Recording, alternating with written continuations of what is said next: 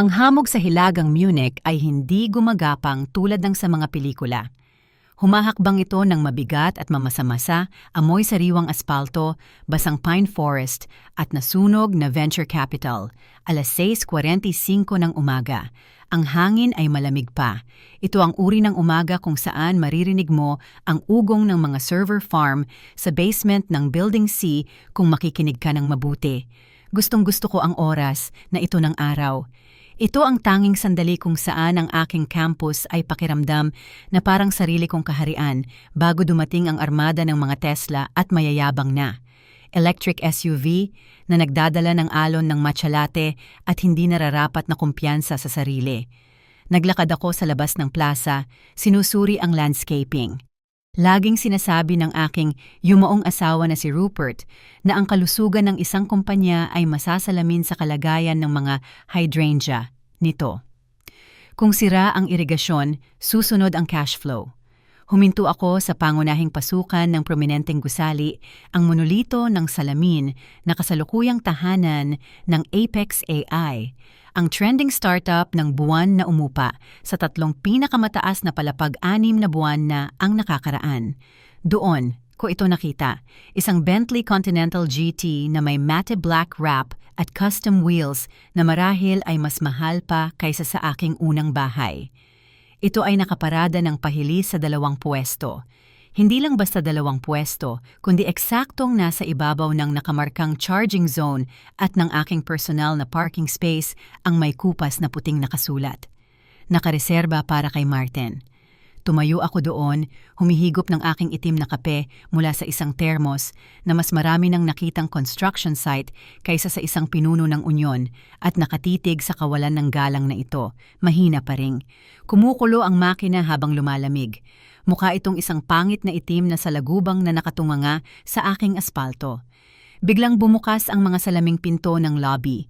Isang lalaki ang lumabas na parabang ginawa ng artificial intelligence sa utos na aroganteng tech manager na may attention deficit syndrome. Nakasuot siya ng vest na 2 numero ang liit, tsinelas na walang medyas at may hawak na 2 iPhone. Siya si Leonard, ang bagong operations manager ng Apex. Nakita ko ang larawan niya sa kanilang website, kadalasang may caption tungkol sa paglabag sa nakasanayang pag-iisip. Hindi siya tumingin sa aking mukha. Ang mga lalaking tulad ni Leonard ay hindi kailanman tumitingin sa mukha ng isang babae na higit sa 40. Maliban kung may hawak itong checkbook o subpina, tinitigan niya ang aking sapatos pang trabaho, practical na leather, steel toe at ang aking mabigat na work jacket na gawa sa matibay na canvas. Napansin niya ang bungkos ng susi na nakabitin sa aking sinturon. "Hoy, ikaw!" sigaw niya nang hindi bumabagal ang paglakad. Dahan-dahan akong lumingon. "Paumanhin? Ikaw ba ay mula sa facility management o sa parking service o ano paman?"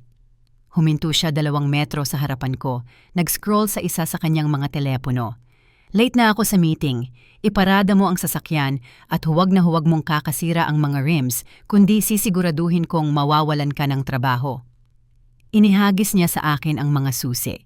Ito ay isang casual na paghagis, may paghamak at walang pakialam. Ang mabigat na keychain ay lumipad sa arko sa hamog ng umaga. Tila bumagal ang oras. Sa sandaling iyon, mayroon akong pagpipilian. Maaari ko sana itong saluhin, maaari ko sanang ipaliwanag kung sino ako na sa akin ang aspalto na tinatapakan niya, ang gusali sa likod niya at sa teknikal na paraan maging ang hangin na nilalason niya ng kanyang mamahaling pabango. Hindi ko iginalaw ang aking mga kamay, ni hindi ako kumibot. Pinanood ko lang ang keychain na bumagsak sa semento na may kasiya siyang tunog ng plastic na tumama sa semento. Dumulas ito sa sahig at lumapag sa isang maliit na pool ng condensation na tumutulo mula sa mga hydrangea. Huminto si Leonard sa pag-scroll. Tinitigan niya ang mga susi, pagkatapos ay ako, at ang kanyang mukha ay nabago sa isang maskara ng purong walang. Halo na pagkabigla. Ito ang mukha ng isang bata na unang beses sa buhay ay sinabihan ng hindi. "Bingi ka ba?" sigaw niya, bahagyang naputol ang kanyang boses. "Pulutin mo yan, yan ay isang 2,000 euro na makina." Dahan-dahan, akong humigop ng aking kape. Nakaparada iyan sa isang tow zone. Sabi ko sa tahimik, patag na boses, ang boses ng isang babae na naglibing ng asawa at nakipag-ayos ng commercial lease sa isang pugad ng pating. At nahulog mo ang iyong mga susi. Ihinagis ko iyon sa iyo. Ikaw ang utility personnel. Lumapit siya, pumasok sa aking personal na espasyo. Amoy lumang energy drink at mamahaling moisturizer siya. Alam mo ba kung sino ako? Ako ang operations manager dito. Mabibili at maibebenta kita bago pa magtanghalian. Ngumiti ako. Hindi ito isang mapagkaibigang ngiti. Ito ang ngiti ng isang Maninila na nagmamasid sa isang pilay na gasela. Iminumungkahi ko na ilipat mo ang sasakyan. Leonard, ang mga towing service sa bayang ito ay walang awa. Wala silang pakialam sa mga titulo ng trabaho. Pumunta ka sa impyerno, bulong niya. Yumuko siya, kinuha ang kanyang mga susi mula sa lusak at pinunasan ang mga ito sa kanyang pantalon. Hayaan ko lang, iyan dyan. Hawakan mo iyan at idedemanda kita. Tatawagan ko ang management company at sisiguraduhin kong matatanggal ka sa trabaho bago magtanghalian. Anong pangalan mo? Almut? Beate, Erica. Almut, sabi ko ng mahina. Aba, Almut, magsimula. Ka na sa pag-update ng iyong resume. Tapos ka na. Bumalik siya sa gusali, iniwan ang Bentley na nakaharang sa gitna ng mga linya, isang itim na monumento sa kanyang ego. Tumayo ako sandali at pinakinggan ang pagsara ng automatikong pinto. Hindi bumibilis ang tibok ng puso ko, hindi nanginginig ang mga kamay ko. Sa katunayan, isang malamig na kristal na kalinawan ang bumalot sa akin. Akala niya, ako ang auxiliary staff. Akala niya, isa lang ako sa mga piyesa sa makinarya ng kanyang tagumpay. Sa paraan, kung nais mong makita kung paano unti-unting sisirain ng isang byuda sa kanyang kalakasan ang isang mayabang na tech bro, mangyaring mag-subscribe sa mga kwento ni Clara at, marahil ay mag-iwan ng like. Malaki ang motivation nito sa aming koponan na patuloy na maghukay ng mga ganitong kwento para sa iyo. At maniwala ka sa akin, ang tiya na ihahain ko sa iyo ay napakainit. Ngunit seryoso, gawin mo na ngayon dahil sa sandaling lumipad ang mga legal na subpina sa mga susunod na kabanata, hindi mo gugustuhing makaligtaan ang anumang abiso. Ngunit ngayon, bumalik tayo sa patayan. Inilabas ko ang aking telepono. Hindi ko tinawagan ang towing service. Hindi pa, napakadali sana yun. Iyon ay simula pa lamang ng labanan at nagpaplano ako ng isang digmaan. Binuksan ko ang aking notes app at gumawa ng bagong file. Pinangalanan ko itong Project Bentley. Nagpunta ako sa service entrance, ipinasok ang aking master key card sa card reader, ang card na nagbibigay sa akin ng access sa bawat pinto, bawat server room, at bawat maintenance shaft sa buong complex, at nagtungo sa aking opisina. Nasa ika-4 na palapag ito, nakatago sa likod ng mga technical room. Ito ay simple. Walang salaming pader, walang beanbags, isang matibay na oak desk lamang, tanaw ang buong plaza at isang safe na naglalaman ng orihinal na titulo ng lupa ng ari-arian. Mula sa aking bintana, tiningnan ko ang Bentley. Ito ay isang mantsa sa aking ari-arian, ngunit ito rin ay isang regalo. Ibinigay lang sa akin ni Leonard ang tanging kailangan ko para ayusin ang problema sa loob ng gusali, isang dahilan. Akala niya siya ang hari ng kastilyo dahil inupahan niya ang silid ng trono. Nakalimutan niya ang may-ari ng lupa kung kanino ang mga bato. Umupo ako, binuksan ang aking laptop at binuksan ang lease agreement ng Apex AI. Ito ay isang makapal na dokumento na pinag-usapan 3 taon na. Ang nakakaraan ng kanilang dating CFO, isang lalaking nagngangalang Marcus na disente, maingat, at ngayon ay tila wala na sa kumpanya. Tiningnan ko ang mga pahina hanggang sa makita ko ang hinahanap ko. Talata 14, Subsection C, paggamit ng parking space at pag-uugali sa lugar. Sinuri ng aking mga mata ang legal na wika. Isang mabagal na init ang kumalat sa aking dibdib. Oh Leonard, hindi ka lang nakaparada sa aking parking space, nagawa mo pa ang paglabag sa kontrata. Upang maunawaan kung bakit ang Bentley ang huling. Pako sa kabaong, kailangan mong maunawaan ang sitwasyon. Lumipat ang Apex AI 8 buwan na ang nakakaraan. Noon, iba pa sila. Pinamunuan sila ni Marcus at ng isang managing director na isang napakatalino at tahimik na inhinyero. Gusto ko si Marcus. Naunawaan niya na ang isang commercial lease ay hindi lamang isang impormal na panukala, kundi isang Biblia. Pinirmahan namin ang mga dokumento sa isang bote ng white wine sa isang conference room na amoy lemon polish. Nirerespeto niya ang gusali, nirerespeto niya ang kasaysayan. Ngunit sa modernong tech world, ang mga kumpanya ay tumatanda sa loob ng mga dog years. 6 na buwan na ang nakakaraan, nakakuha ang Apex ng napakalaking pondo na 50 milyong euro. Kasama ng perang ito ang pagiging hambog. Pinalitan si Marcus dahil hindi raw siya sapat na agresibo. Ang tahimik na inhinyero ay ibinaba sa pagiging figurehead at pumasok ang mga growth hacker, ang mga taong tulad ni Leonard. Ang kapaligiran sa Building A ay nagbago sa isang gabi. Ang lobby na dinisenyo ko sa minimalist na estilo ng mid-century may madilim. Nakahoy, malumanay na ilaw, katahimikan ay biglang napuno ng mga neon sign na may mga slogans tulad ng hassle her o bilisan at sirain ang mga bagay. At literal, nilang sinisira ang mga bagay-bagay. Sinira nila ang mga automatikong blinds. Winasak nila ang coffee machine sa lobby. Sinira nila ang mga limestone floor gamit ang mga electric scooter na talagang gusto nilang gamitin sa loob ng gusali. Pinayagan ko ito, tinatanggap ko ang mga tseke. Napakataas ng renta at nagbabayad sila ng tama. Ngunit ang pera ay hindi bumibili ng asal at lalong hindi bumibili ng klase. Bandang 10:00 ng umaga, ilang oras pagkatapos ng insidente sa parking lot, bumaba ako sa shared cafe sa ground floor. Malaki ang subsidyo ko sa espasyong, ito upang panatilihing masaya ang mga nangungupahan. First class na espresso, pastries mula sa lokal na panaderya, kumpletong programa.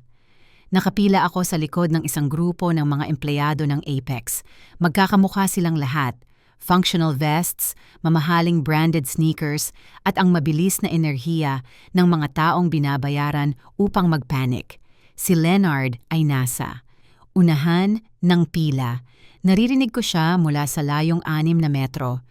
Anong ibig mong sabihin? Ubos na ang oat milk. Ang kanyang boses ay hindi lamang malakas, ito ay dramatiko. Gusto niyang malaman ng lahat kung gaano siya naiinis. Ang barista, isang mabait na babae na nagngangalang Saskia, na kasalukuyang nagtatrabaho sa kanyang master's sa sociology, ay mukhang natatakot. Paumanhin po, sir. Naantala po ang delivery. Meron po kaming almond, soya, macadamia at regular na gatas. Hindi ako umiinom ng almond milk. Masama ang almond milk sa mga bubuyog, Saskia. Kinamumuhian mo ba ang mga bubuyog? Sumandal si Leonard sa counter, tinapik ang kanyang platinum credit card sa marmol.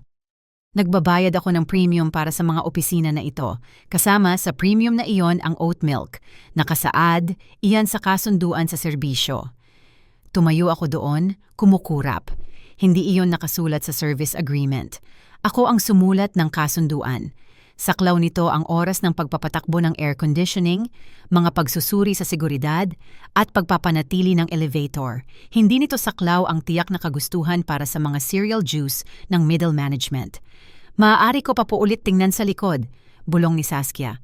Huwag kang tumingin, ayusin mo ang problema. Magpadala ka ng intern sa supermarket. Wala akong pakialam. Kunin mo ang kape ko o kakausapin ko ang property management tungkol sa kalidad ng mga service provider dito. Lumakad ako paharap at inayos ang aking mabigat na jacket. Mukha akong janitor. Ginoo, tandaan niyo po, sabi ko sa mahina, masunurin na boses. 2 kanto lang ang supermarket. Baka po isa sa inyong staff ang makapaglakad doon sandali. Lumingon si Leonard. Hindi niya ako agad. Nakilala bilang ang tao mula sa parking lot. O marahil, para sa kanya, halos hindi. Ako umiiral bilang isang tao. Kinuha niya ang kanyang mga mata. Oh, ikaw na naman ang parking attendant. Dinala mo ba ang kotse ko? Nandoon lang ang sasakyan kung saan mo iniwan, sabi ko. Tumawa siya, isang matalim, mapanlait na tunog. Walang silbi. Sino man sa gusaling ito na hindi sumusulat ng program code ay walang silbi. Muli siyang humarap kay Saskia. Kanselahin mo ang order, mag-i-tweet, ako tungkol dito. Ang lugar na ito ay puro dumi. Lumabas siya. Kasunod ang kanyang mga tagasunod na parang pilot fish na sumusunod sa isang pating. Isang batang empleyado ng Apex, isang babae na may pagod na mata at isang hoodie na tila 3 numero ang laki ang nanatili pa rin sa counter. Tumingin siya sa akin pagkatapos ay sa pinto kung saan nawala si Leonard. Pasensya na po, bulong niya kay Saskia at naghulog ng paipadruro sa tip jar. Pagkatapos ay tumingin siya sa akin. Mahirap siyang pakisamahan. Ang HR ay may record tungkol sa kanya na kasing kapal ng diksyonaryo, ngunit nagdadala siya ng kita kaya nagkibit balikat siya. Ang taong iyon ay isang naglalakad na demanda na naghihintay lang mangyari. Ganoon ba? Kaswal kong tanong. Sayang, tahimik pa naman ang gusali. Aba, sige na nga, buntong hininga niya at kinuha ang kanyang itim na kape. I-enjoy mo ang katahimikan habang kaya mo pa. Sinusubukan ni Leonard na kumbinsihin ang board na bilhin ang buong ari-arian. Gusto niyang gawing paddle tennis, court ang courtyard. Umalis siya, napatigil ako sa loob-loob. Ang courtyard ko, ang may mga Japanese maple tree na itinanim ng aking asawa gamit ang kanyang sariling mga kamay 20 taon na ang nakakaraan. Ang lugar na dinisenyo para sa pagmumuni-muni at tahimik na pagninilay. Paddle tennis. Ang galit na kumulo sa aking tiyan ay hindi mainit. Ito ay likidong nitrogen, napakalamig. Tiningnan ko si Saskia.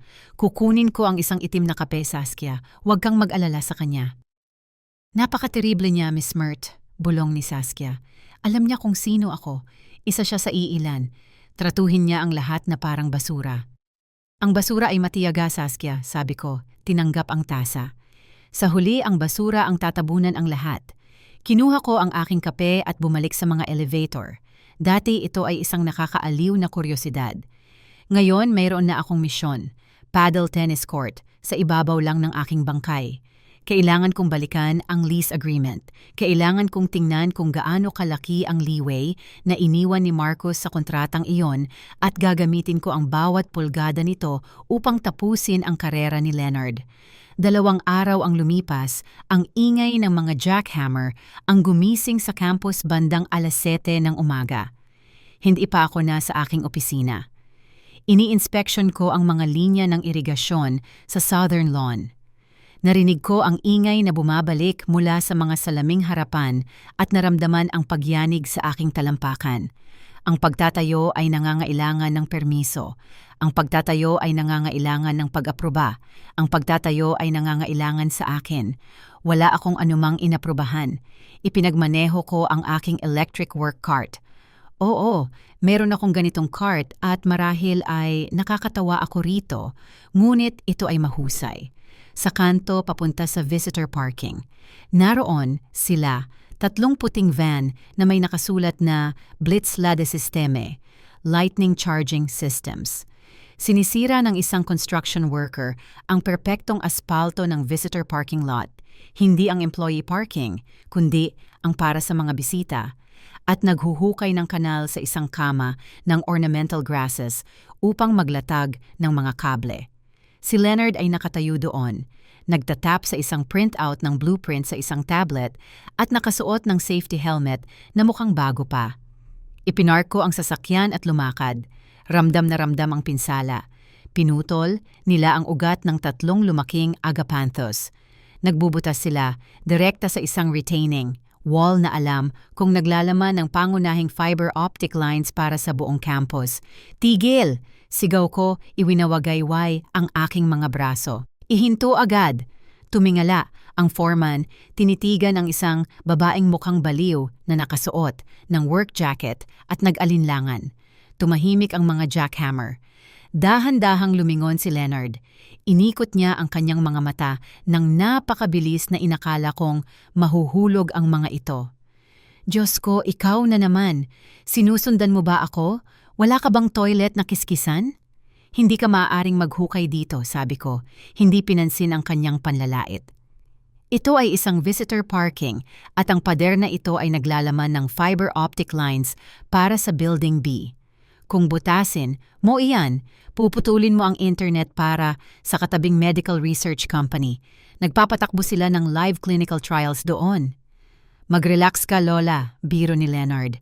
Nagpapa-install ako ng pribadong fast charging stations para sa executive level dito. Kailangan namin ng dedicated superchargers. Wala akong pakialam sa mga medical nerds. Ang mahalaga sa akin ay mapuno ang tangke ng kotse ko sa loob ng 20 minuto. May permiso ka ba? Tanong ko. May pahintulot ka ba mula sa may-ari ng lupa? Ako ang halos may-ari ng lupa, pagtawa niya. Binabayaran ng Apex ang 60% ng renta sa park na ito. Sa akin na halos ang lugar na ito. At ngayon, lumayas ka sa dinaraanan ko bago ko tawagan ang security. Ako ang security, bulong ko. Nakaharap na siya muli sa foreman. Magpatuloy sa paghuhukay. Kung inisin ka na naman niya, basain mo siya ng hose. Umurong ako. Kumuha ako ng litrato ng hukay. Kumuha ako ng litrato ng mga ugat na naputol. Pinikturan ko ang mga plaka ng mga van. Pagkatapos ay umalis. Ako. Gusto niyang maglaro. Sa akin ang lugar. Mabuti. Nang gabing iyon, nagkaroon ng monthly tenant reception sa main hall. Kadalasan ay nilalaktawan ko ang mga kaganapang ito. Maraming murang champagne at pagpapalitan ng business card. Ngunit ngayong gabi, isinuot ko ang blazer sa ibabaw ng aking working clothes, ang aking version ng formal attire at bumaba, maingay sa lobby. Ang Apex ang natural na nag-host ng kaganapan. Nagdala sila ng DJ na nagpapatugtog ng electronic dance music sa lakas na nagpapayanig sa mga bintana. Si Leonard ay nakatayo sa gitna ng isang bilog. Ng mga batang tagahanga, hawak ang isang baso ng champagne na parang setro. Hayaan kong dalhin ako sa gilid ng bilog at humigop ng mineral water. Kaya't sinabi ko sa matandang bruha, sigaw ni Leonard sa ibabaw ng malakas na bass, isinasalaysay ang mga pangyayari noong umaga na magtrabaho siya kung gusto niyang pigilan ang progreso. Kami naman ang kukuha sa buong lugar. Paliliguan ko ng semento ang walang kwentang hardin na iyon at gagawa ako ng landing pad para sa mga delivery drone. Nagtawanan ng grupo. Isang mapagkunwari at mapagpaimbabaw na tawa. Pero paano? Ang lease agreement? Tanong ng isa. Wala bang masasabi ang may-ari ng lupa? Nagbiro si Leonard. Ang may-ari ng lupa ay isang Shell Corporation, Merton Holding. Marahil ay isang matandang pensyonado na nakaupo sa Guernsey. Wala kaming pakialam basta't sapat ang tseke. Hindi ko nga binasa ang lease agreement. Bakit ko pa babasahin? Kami ang Apex, ginagawa namin ang gusto namin. Hindi ko nga binasa ang lease agreement. Ang mga salita ay nakabitin sa hangin na parang isang maganda at kumikinang na target. Hindi niya ito nabasa. Wala siyang alam tungkol sa mga provision ng easement. Wala siyang alam tungkol sa mga provision sa tahimik na paggamit. At tiyak na wala siyang alam tungkol sa paragraph 22 na tungkol sa makabuluhang pagbabago sa ari-arian at forfeiture ng ari-arian. Ngumiti ako. Ito ang unang tunay na ngiti ko sa loob ng ilang araw. Lumingon ako para umalis at nahuli ni Leonard ang tingin ko. Kinindatan niya ako. Isang mapanukso, mayabang na kindat. Masarap ba ang libreng alak, janitress? Tahimik na binigkas ng aking mga labi. Itinaas ko ang aking baso ng tubig patungo sa kanya. Cheers, Leonard, ubusin mo. Bumalik ako sa aking opisina, 9:00 ng gabi. Tinawagan ko si Lioba. Si Lioba ang aking external compliance officer. Siya ay isang dating construction inspector na mahilig manigarilyo at kinamumuhian ang lahat ng tao, ngunit pinakanakakainis niya ang mga paglabag sa construction code. Oo, bulong ni Lioba nang sagutin ang telepono. May trabaho ako para sa'yo. Yan ba ang tech company na? Iyon? Bulong niya. Yan nga, may sinira ba sila? Nagbubutas sila sa fiber optic easement upang mag-install ng mga hindi autorisadong high-voltage charging stations sa isang common area, sabi ko. Katahimikan sa kabilang linya. Pagkatapos, ang tunog ng lighter. Isang malalim na paglanghap. Naroon ako bukas ng 6:00 ng umaga, sabi ni Lioba. Dalhin mo ang mga blueprints. Ibabaon ko ang mga gunggong na iyan sa burokrasya. Lioba, sabi ko, pinapanood ang pagkutitap ng mga ilaw ng party sa ibaba ng aking bintana. Hindi lang ito burokrasya, bubuo tayo ng dosye. Dumating si Lioba gaya ng ipinangako at mukhang isang detective mula sa isang crime film noong dekada 50 na tumigil sa paglutas ng mga pagpatay upang mag-focus sa mga development plans. Nakasuot siya ng trench coat sa kabila ng sikat ng araw sa umaga at may hawak na clipboard na parang sandata. Hindi siya tumingin. Sa akin, nakatitig siya sa hukay sa aspalto. Hindi nakabalot na mga kable, bulong niya at sinipa ang isang piraso ng plastic pipe. Mas mababa sa 50 centime pimpimenti. Ang lalim, walang warning, tape. Ito ay isang panganib sa sunog, isang tripping hazard, at isang insulto sa buong Electrical Engineering Guild. Dokumentuhin mo, sabi ko, hawak ang panukat. Sa loob ng sumunod na 3 araw, naging anino kami. Hindi namin kinaharap si Leonard, hindi kami sumigaw, nagmamasid lang kami at sumusulat. Nagsimulang lumaki ang dosye.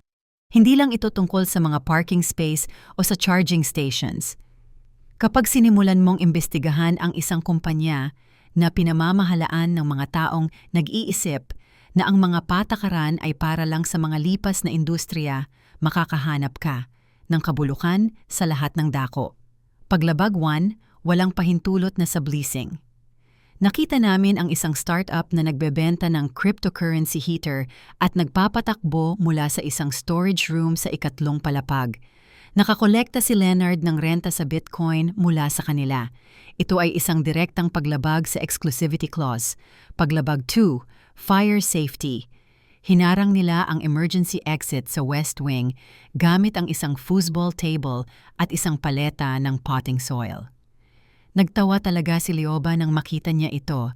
Kapag nagkaroon ng sunog, bulong niya, mamamatay kayong sumisigaw habang nagtatalo kung sino ang magiging goalie. Paglabag 3, nuisance. Ang medical research company sa tabi, ang aking pinakamahusay na tenant na nagbabayad ng taon ng advance, ay nagsumite ng formal na reklamo. Tila ang mga creative brainstorming session ng Apex ay may kasamang subwoofer na nagpapayanig sa mga microscope sa laboratorio. Akala nila ito ay isang palaruan, sabi ni Lioba, habang kinukunan ng litrato ang isang beer tap na nakakonekta sa isang extension cord na nakakonekta naman sa 3 pang extension cord. Akala nila nasa isang fraternity house sila, hindi nila naiintindihan na ikaw ang may-ari. Bakit hindi mo sila sinabihan? Tiningnan ko ang litrato ng beer tap. Dahil magsusori lang sila at susubukan nilang magbayad ng multa kung sasabihin ko sa kanila. Susubukan nila akong lokohin. Ayokong humingi sila ng sorry, Lioba. Gusto kong paalisin sila dito o gusto ko silang makitang bumagsak. Nai-enjoy mo yan, akusa niya sa akin at patuloy na sumulat ng galit. Pinoprotektahan ko ang aking ari-arian. Nagsinungaling ako. Ngunit talagang na-enjoy ko. Na-enjoy ko ang pakiramdam kung paano dahan-dahang nagsara ang patibong. Dumating ang turning point ng investigasyon noong Huwebes. Nasa lobby, ako nagpupulis ng mga brass handrail. Oo, ginagawa ko yan minsan. Nakakapagpakalma sa akin. Habang ginagawa iyon, narinig ko si Leonard sa telepono. Naglalakad siya pabalik-balik, maingay gaya ng dati. Oo, kinukulit ako ng board tungkol sa burn rate, sabi niya. Ngunit sinabi ko sa kanila na kontrolado namin ang pasilidad. Sinabi ko sa kanila na sa amin ang lease para sa buong parking structure. Oo, nagsinungaling ako. Sino ang may? Pakialam? Nasa Berlin o London sila. Hindi sila pupunta dito para magbilang ng parking spaces. Basta't maganda ang valuation hanggang sa IPO, kikita ako. Napatigil ako. Hindi na gumagalaw ang aking polishing cloth. Hindi lang siya masamang nangungupahan, niloloko niya pa ang sarili niyang mga investor. Inaangkin niya ang mga ari-arian na hindi niya pag-aari, particular, ang aking parking structure upang artipisyal na palakihin ang valuation ng kumpanya.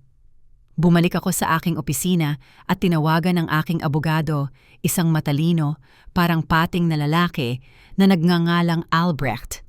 Albrecht, sabi ko, sa isang hypothetical na sitwasyon, kung ang isang tenant ay umaangkin ng pagmamay-ari sa mga common area upang makakuha ng pondo, at ang mga area na ito ay malinaw na tinukoy sa lease agreement bilang nasa kontrol ng landlord, Paglabag lang ba ito sa kontrata o pandaraya na?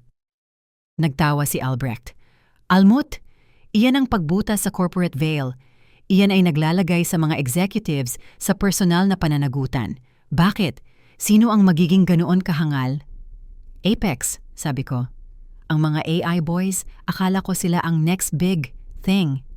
Sila ay isang asno na may party hat. Albrecht, gusto kong ihanda mo ang isang notice of termination, ngunit huwag mo pa itong ipadala.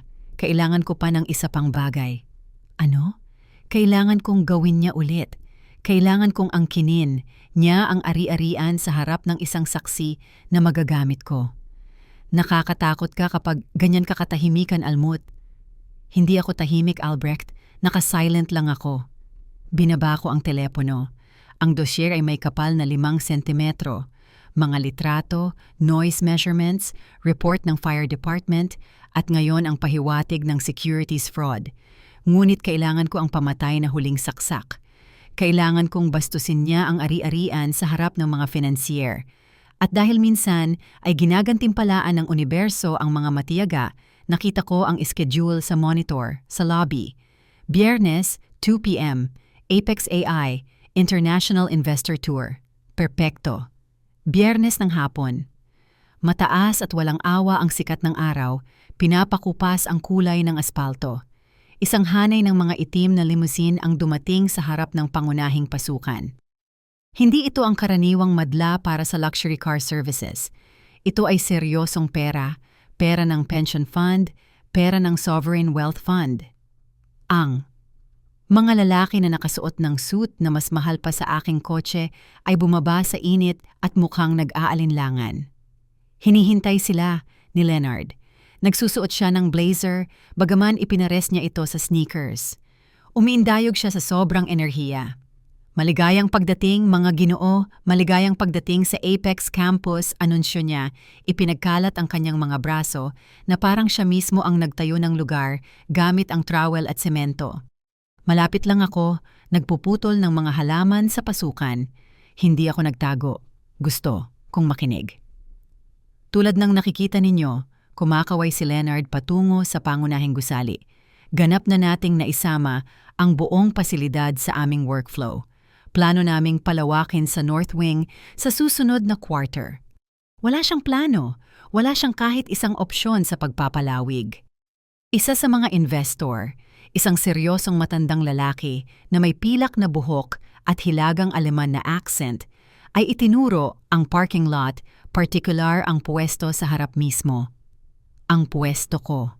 Ang Bentley ay naroon na naman, nakaparada ulit ng pahilis. Napaka-impresibo, sabi ng North German. Ngunit kakaunti ang parking space dito. Sa rehiyon, hindi ba? Mayroon ba kayong nakasigurong alokasyon? Ay, syempre.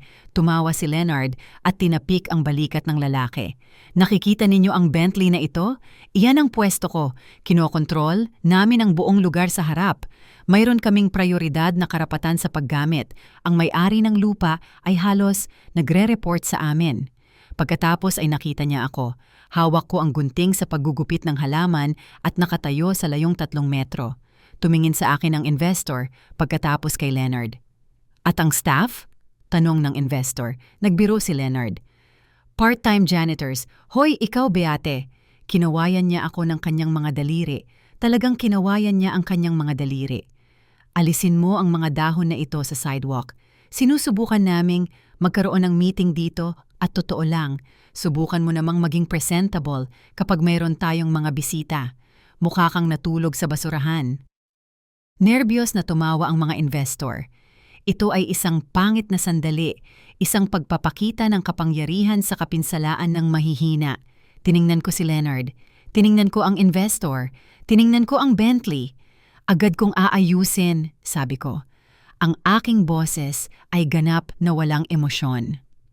Mabuti, dali-dali, sabi ni Leonard at tinalikuran ako upang gabayan ang grupo papasok. Kung susundan ninyo ako ngayon sa server room. Pumasok sila at sumara ang mabibigat na salaming pinto. Matagal akong nakatayo doon nang walang galaw. Nag-aapoy ang araw sa aking leeg. Naramdaman ko ang bigat ng gunting sa aking kamay. Ang pagkaaba ay kakaibang bagay. Kung hahayaan mo lang ito, mabubulok ka. Ngunit kung ito ay pinipino mo, kung ito ay dinidistill mo, nagiging gasolina. Ito, high octane, malinis na nasusunog na gasolina. Tinawag niya akong janitress sa harap ng kanyang mga financier. Ipinagyabang niya ang aking ari-arian bilang kanya at nakaparada siya sa aking pwesto sa kabila ng babala. Inilabas ko ang aking telepono. Sa pagkakataong ito, hindi ko binuksan ang Notes app.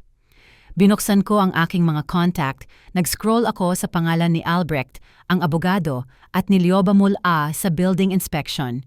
Pinindot ko ang isang numero na hindi ko pa ginagamit sa loob ng 2 taon. Hindi na simula ng iwan ng isang lasing na driver ang isang limousine sa delivery zone. Franz Towing and Recovery. Isang boses ang umungol, parang graba sa blender. Franz, dito Franz. Si Almut Martin ito. Miss Martin, matagal na rin Ano po ang maipaglilingkod ko? Kailangan niyo po ba ng jump start? Hindi Franz, may sasakyan ako sa lugar na lumalabag sa mga nakapaskil na karatula. Unauthorized use ng reserved space, paulit-ulit na paglabag. Make at modelo, Bentley Continental GT, matte black. Sumipol si Franz. Phew, mabigat yan. Gusto mo bang itulak ko sa kalsada? Tumingin ako sa gusali.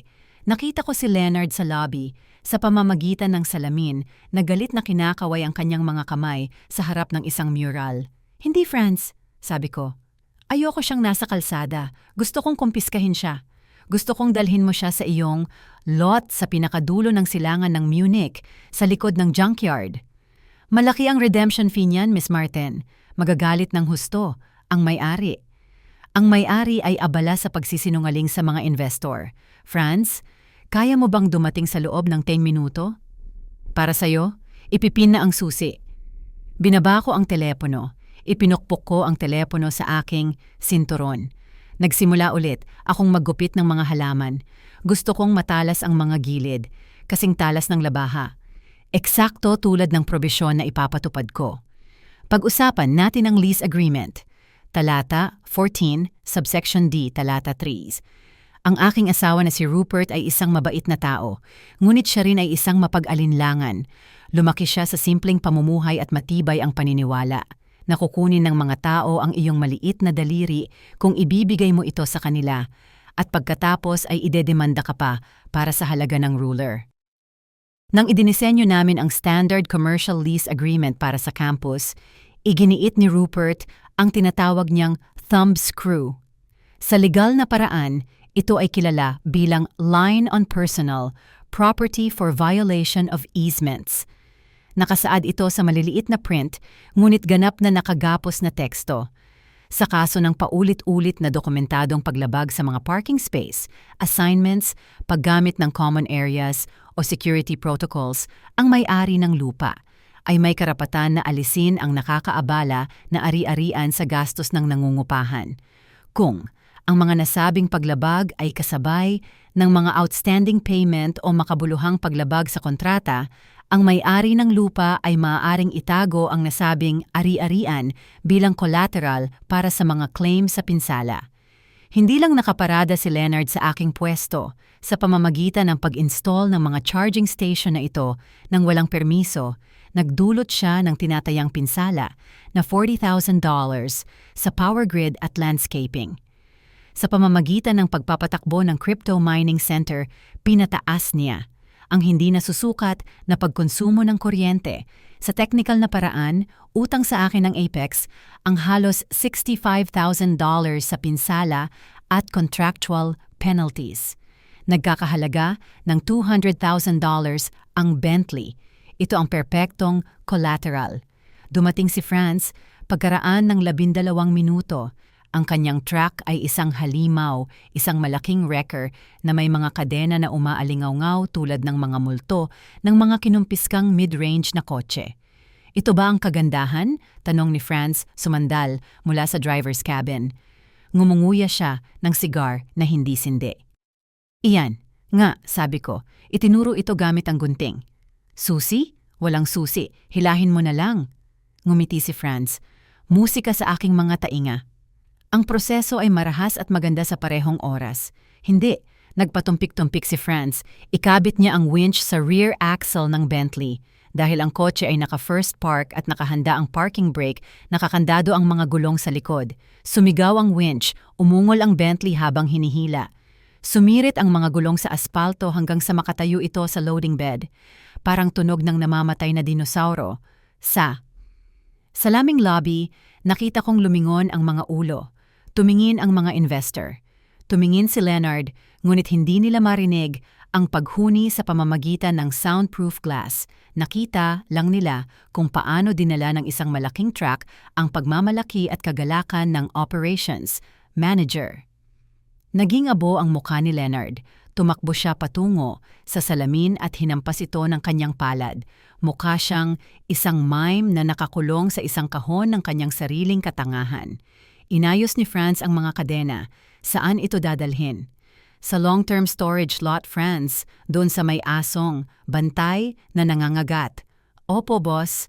Umalis na si Franz. Ang Bentley ay umindayog sa loading bed, isang natalong maninila. Bumalik ako sa aking opisina. Nagtimpla ako ng sariwang kape.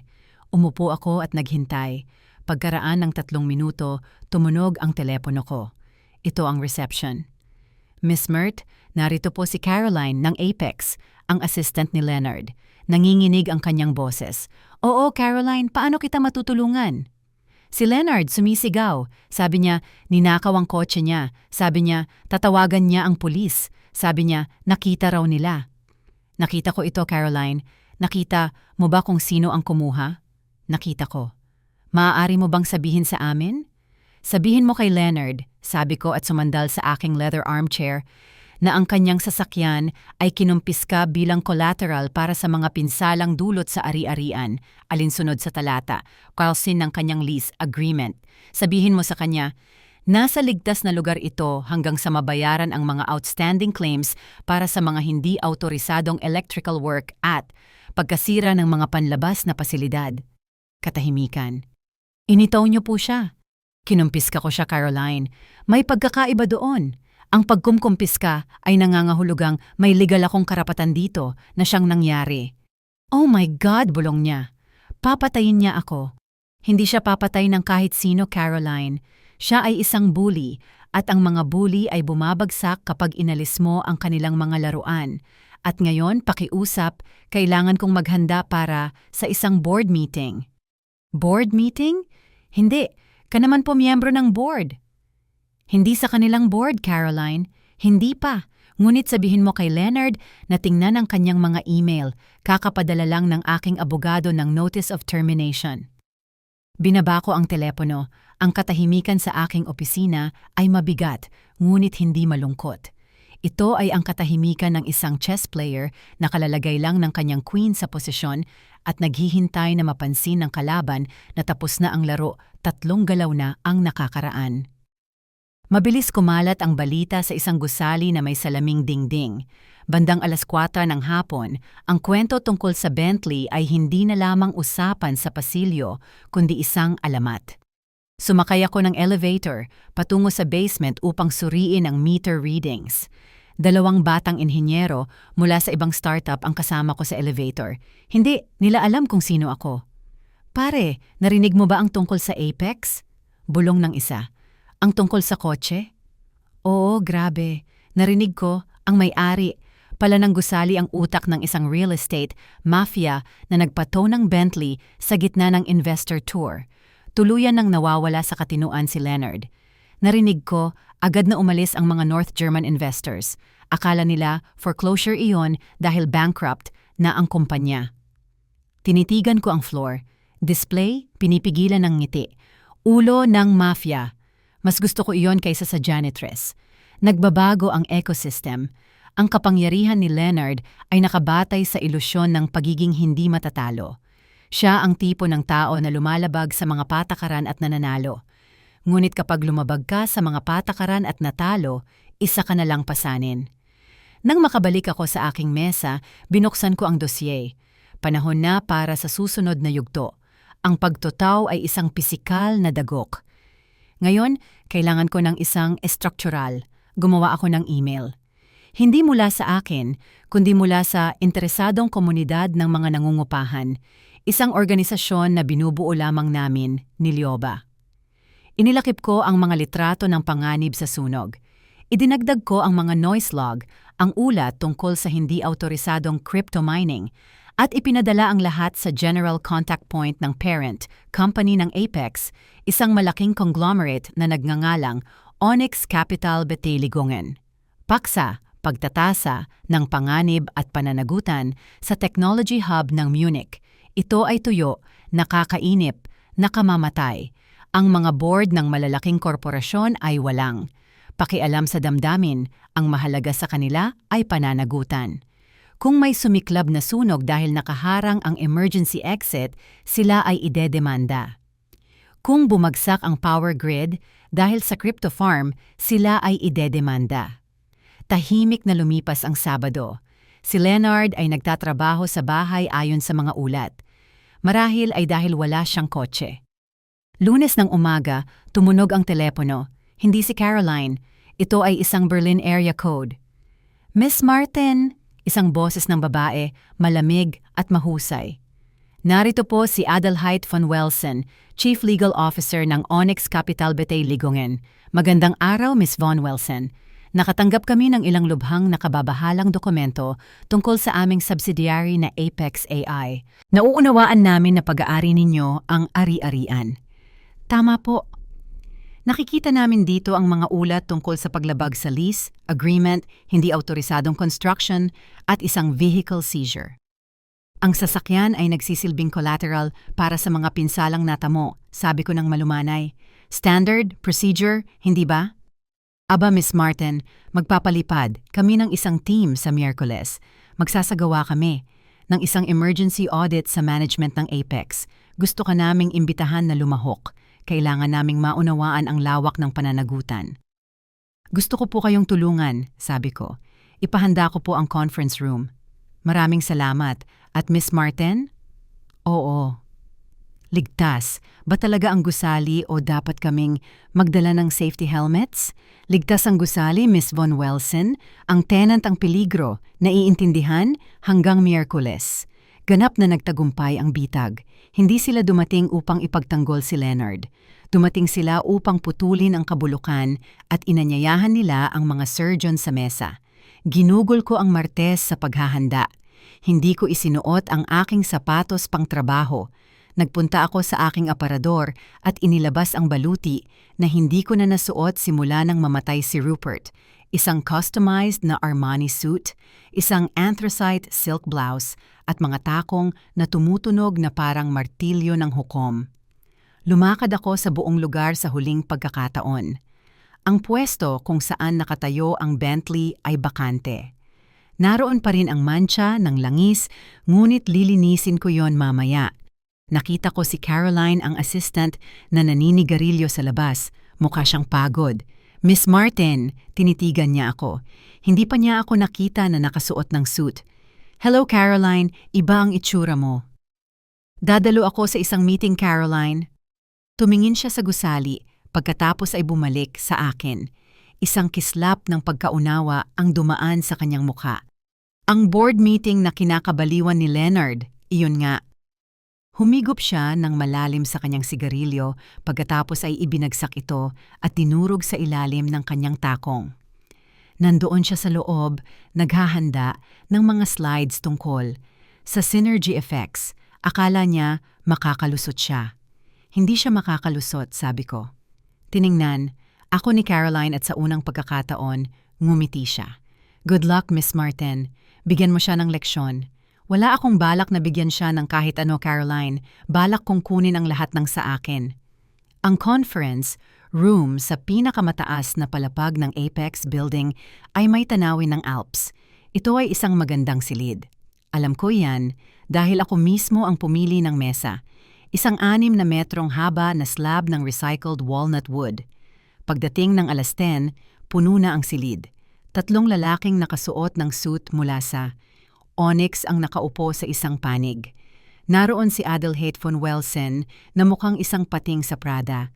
Si Leonard ay nakaupo sa dulo ng mesa, mukhang isang lalaki na natulog sa washing machine. Pinagpapawisan siya, maluwag ang kanyang kurbata. Ako ang huling pumasok. Ang katahimikan ay ganap. Tumingala si Leonard. Nagkalat ang pagkalito sa kanyang mukha. Binuksan niya ang kanyang bibig marahil upang sabihin sa akin na magtapon ng basura o magdala ng mas maraming tubig. Pagkatapos ay nakita niya ang suit. Nakita niya ang briefcase. Nakita niya ang paraan kung paano siya magalang na kinamayan ni Adelheid von Welsen. "Anong ginagawa niya dito?" tanong ni Leonard sa manipis na boses. "Ito ay isang closed board meeting, security." "Umupo ka, Leonard," sabi ni Adelheid nang hindi tumitingin sa kanyang tablet. "Si Miss Martin ay narito sa aming kahilingan. Siya ang may-ari ng ari-arian at sa kasalukuyan ay ang aming pinakamalaking secured creditor." Napaawang ang bibig ni Leonard. "Creditor? Siya ang janitor." "Sa akin ang gusali, Leonard," sabi ko. Kinuha ang upuan sa tapat niya at ang lupa at ang parking lot. Inilapag ko ang aking folder sa mesa. "Magsimula na tayo," sabi ni Adelheid. Sinubukan ni Leonard. Diyos ko, paano niya sinubukan? Nagsimula siya ng presentasyon tungkol sa pivot points at disruptive scaling. Gumamit siya ng mga salitang tulad ng ideation at paradigm. Kinawayan niya ang kanyang mga kamay. Pinagpapawisan siya. Pinanood siya ng board na may walang buhay na mga mata. "Leonard," putol ni Adelheid sa gitna ng kanyang pangungusap. "Tumalon ka sa operating budget. Nakikita namin ang isang divergence na $60,000 sa sesiol costs at isang legal na abiso tungkol sa isang lien." Itinuro ako ni Leonard. "Ito ay panliligalig. Ang babaeng ito ay nagsasagawa ng paghihiganti. Ninakaw niya ang aking kotse. Sinusubukan niyang saktan ang kumpanya dahil hindi ako nagbigay ng tip o kung ano paman. Ito ay kabaliwan. Magfa-file ako ng reklamo." Humarap sa akin si Adelheid. "Miss Martin." Tumayo ako. Hindi ako nagkonekta ng laptop. Hindi ako gumamit ng slides. Binuksan ko ang aking folder at inilabas ang isang litrato sa walnut table. Ito ang litrato. Nang unang paglabag, ang time-stamped na larawan ng Bentley na nakaparada sa reserved spot sa tabi ng service truck na kasalukuyang naguhukay sa visitor parking lot. Ito ay isang litrato mula 3 linggo na ang nakakaraan. Nagpapakita ito ng hindi autorisadong construction na lumabag sa mga regulasyon ng lungsod para sa fiber optic lines.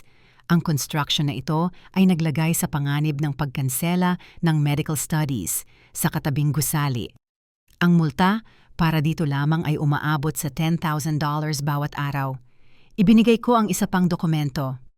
Ito ang police report para sa noise disturbance at narito ang deficiency notice mula sa fire department para sa mga nakaharang na emergency exits at sa wakas, tinapik ko ang dokumento.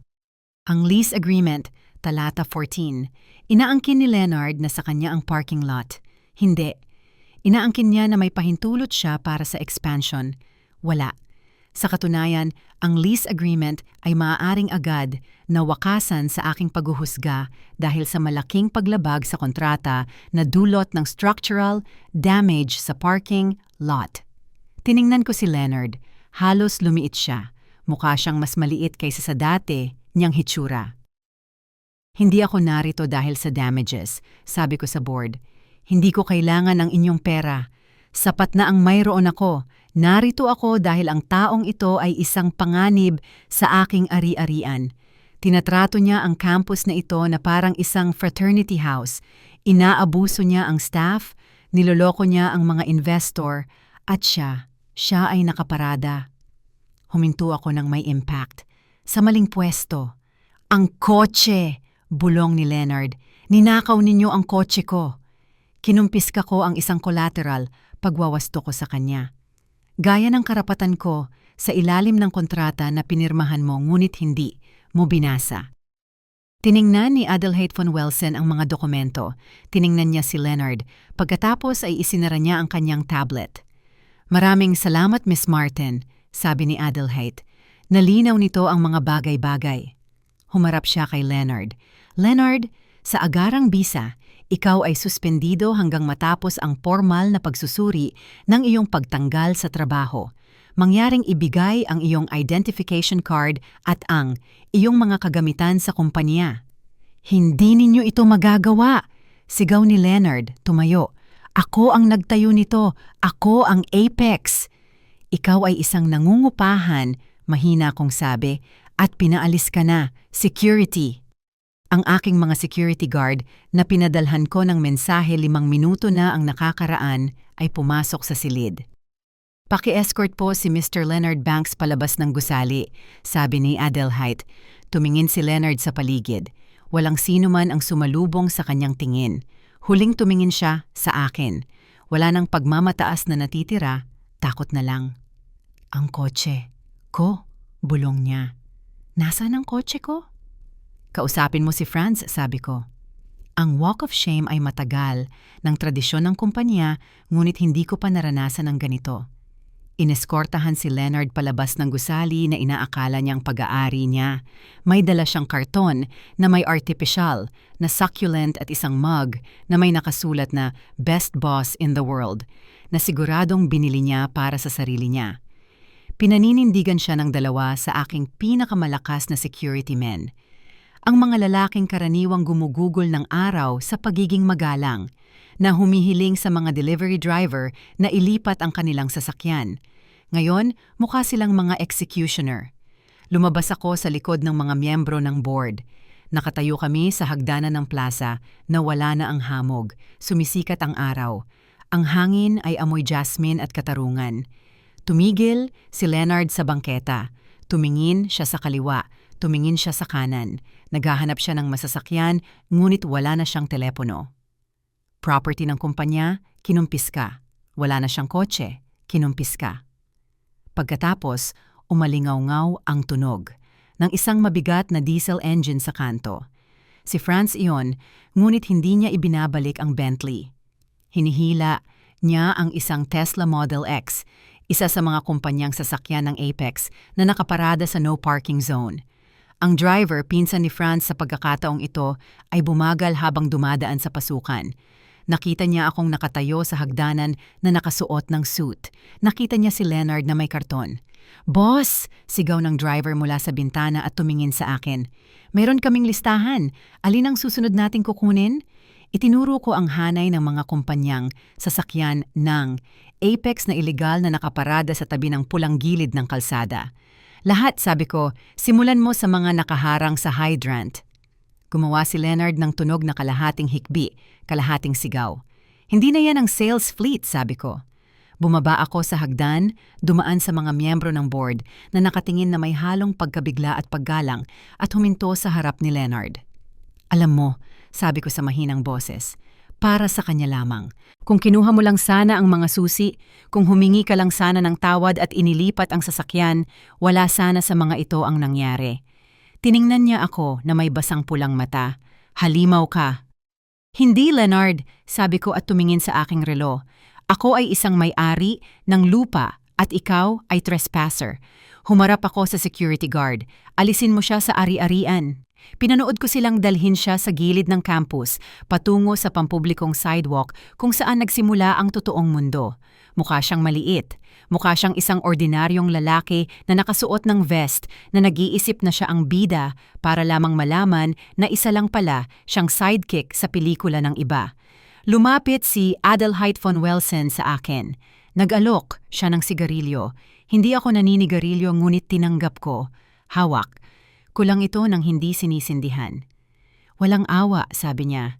"Kailangan namin ng tulad mo sa headquarters sa Berlin." "Mas gusto ko ang panahon dito," sabi ko. "At mas maganda ang parking."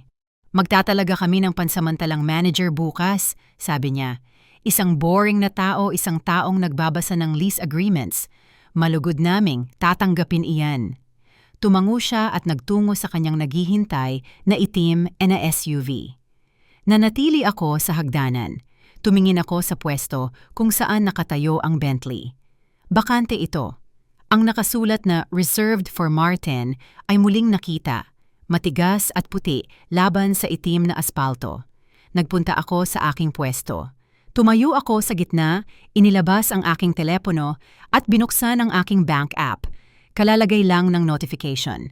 Ang mga penalty fees mula sa Apex ay inilipat na ng Onyx upang matubos ang lien, $65,000. Agad kong inilipat ito sa account para sa campus beautification. Magtatanim ako ng mas maraming hydrangea marahil ay ilang cactus sa tabi ng visitor. Parking, alam mo na, para sa estruktura. Tiningnan ko ang bakanting pwesto. Huminga ako ng malalim sa malamig na hangin. Ang aking dignidad ay hindi kailanman nawala. Nakapark lang ito sa garahe sandali at ngayon ako ay nakaupo muli sa driver's seat. Bumalik ako sa gusali. Sa sahig ay may markang makikita kung saan kinaladkad ni Leonard ang kanyang mga paa. "Saskia!" Tinawag ko ang babae sa coffee bar. "Opo, Miss Mert." Ngumiti siya sa akin. "Isang basurang basahan, pakiusap. At pagkatapos dalhan mo ako ng oat milk latte, libre. Kakakuha lang po namin ng delivery," sabi niya. "Perpekto." Ngumiti ako. Dadagdagan ko ang aking opisina. Marami akong papel na kailangang ayusin at isang bagong lease agreement na kailangang i-draft. Ang isang ito ay maglalaman ng isang napaka-espesyal na probisyon tungkol sa paghagis ng mga susi. Katapusan ng kwento. Kung nagustuhan ninyong makita kung paano pinatalsik ang isang mayabang na mayaman, alam nyo na ang gagawin. Ngunit seryoso, basahin ninyo ang inyong mga kontrata, mga tao at maging mabait sa mga staff. Maaaring sila ang may-ari ng gusali. Ang tadhana ay hindi nagpapadala ng abiso, ngunit sa paanuman ay palaging nakakahanap ng tamang inbox. Ang kwentong ito ay patunay na ang tahimik na paggalaw ay palaging tatalo sa malakas na ego. Salamat sa pakikinig. Hanggang sa susunod sa mga kwento ni Airclearer. Umaasa, kaming nagustuhan ninyo ang salaysay na ito. Upang makapagpatuloy kami sa paggawa ng mga kapana-panabik at nagtuturong kwento para sa inyo sa hinaharap, umaasa kami sa inyong suporta. Kaya't lubos naming ikagagalak ang isang maliit na donasyon. Bawat kontribusyon ay nakakatulong sa amin na ipagpatuloy ang channel na ito. Maraming salamat sa inyong katapatan.